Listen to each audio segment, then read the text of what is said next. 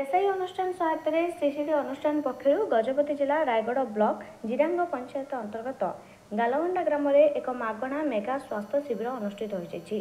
सरपंच महोदया स्वास्थ्य शिविर को प्रदीप प्रज्वलन कर शुभारंभ करते। स्वास्थ्य शिविर में आसीथिबा अनेक लोक मागणारे स्वास्थ्य परीक्षा करने सह मागणारे औषध वितरण करा।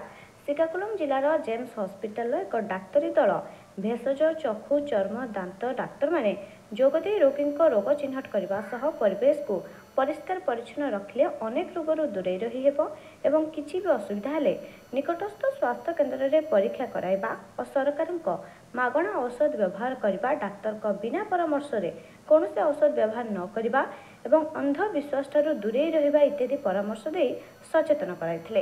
एही कार्यक्रम को वरिष्ठ समाजसेवी तथा सीसीडी अनुष्ठान प्रोजेक्ट मैनेजर विजय कुमार प्रत्यक्ष तत्वावधान में देसाई अनुष्ठान आंचलिक संयोजिका इंदुमती देवी परिचालना करथिबा बेले सीसीडी अनेक कर्मकर्ता सहयोग करथिले।